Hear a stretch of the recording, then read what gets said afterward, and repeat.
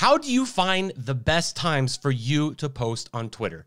Twitter actually provides all the tools. It's really simple. We're going to go over it right now. Log into Twitter, first step, and then click the More button, and then you're going to go up to Media Studio. From there, you're going to click on the Insights button and then click on Audience. Now, the graph provided by Twitter Insights here shows us when your followers and your audience are watching videos the most on this platform.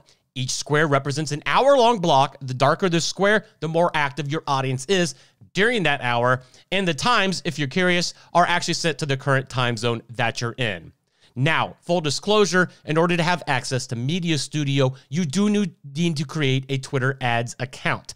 From that More button that you saw earlier, click on the Twitter Ads button and sign up. You'd never have to spend a dime. Let me make that perfectly clear. To unlock Media Studio, which is a fantastic tool, along with the Insights.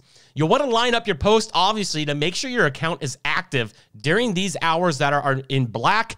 But if you want to take it even a step further and really dig into some data, there are social media sites like Sprout Social that are dedicated to social media research. You can go and you can find the best times, just generally speaking, not necessarily from your specific audience, but generally speaking, collectively over a lot of data. They have just the Twitter global engagement. You can find the best times for consumer goods if you're posting about products, or even if you're the media, they have times separated for that.